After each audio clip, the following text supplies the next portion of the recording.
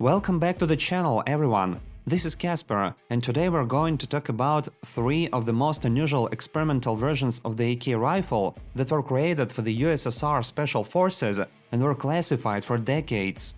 What were these rifles capable of, and why did they never appear in the Russian Special Forces and Russian Army? So, in the early 90s, the USSR ceased to exist. It disintegrated, and consequently, Russia became a separate state. Unfortunately, the road to democracy is not an easy one. In addition to economic problems, there was a boom in crime in Russia. The Russian government quickly realized that the police and special forces badly needed new, more effective weapons against the bad guys.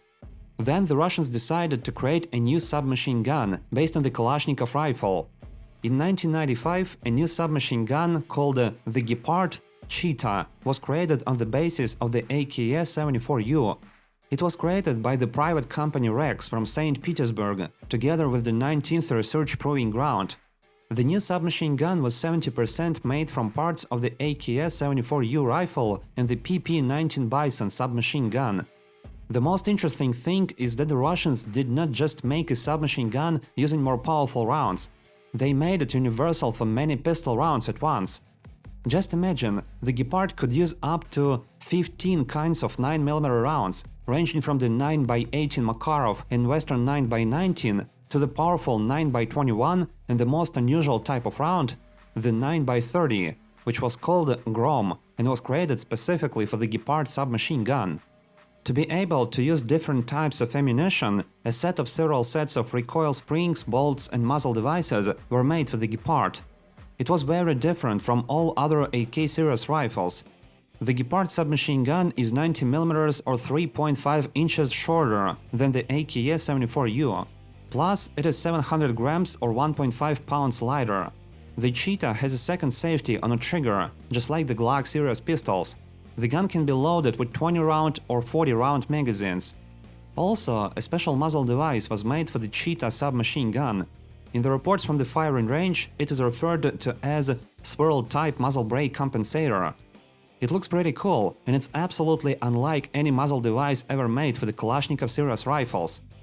But despite all the pluses, the Gepard submachine gun was abandoned.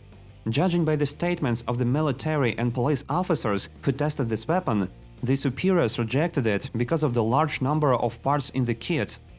Quite a strange reason. There is also a second assumption. Most likely, the Special Forces officers themselves thought the Gepard was too big because of the AK rifle receiver at its base.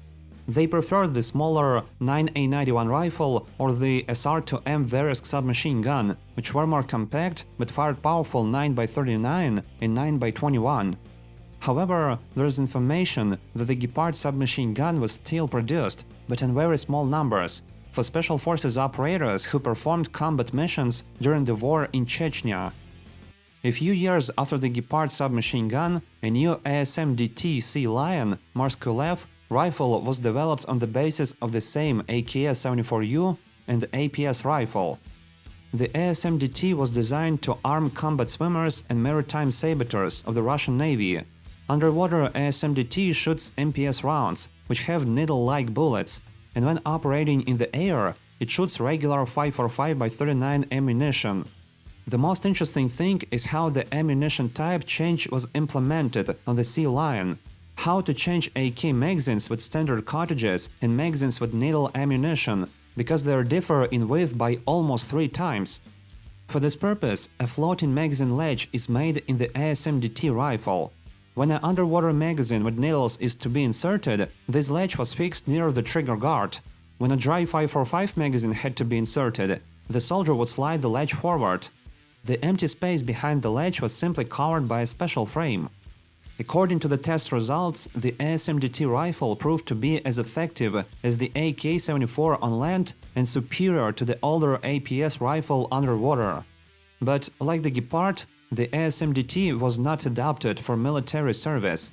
True, here the reason is much more clear. While some enterprises in Russia created the ASMDT, others managed to create new underwater rounds, which are called PSP. They were as effective as the MPS needle cartridges, but at the same time, they were not as long. PSP ammunition matched the 5.45 caliber and fit perfectly into a standard Kalashnikov magazine. The Russians used this technology in their next rifle, which was called the ADS, a two-environment special rifle. Rounding out our list of the most unusual AKs is a submachine gun called the Bison 207.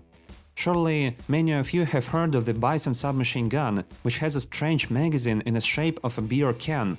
But it's not the weapon we want to talk about. The popular Bison submachine gun is the PP-19 model, but the Bison 207 model is a different weapon. Almost no one knows about it. Although Russian engineers claim that the Bison 207 is the best version of all the Bison models they have created. Why?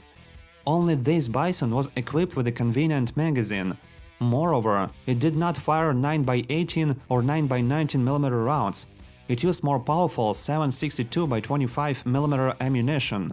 This is the same ammunition that was used by the Soviet World War II PPSH submachine gun and Tokarev pistol that all Russian gangsters and policemen loved, both in the 30s and in the 90s after the collapse of the USSR.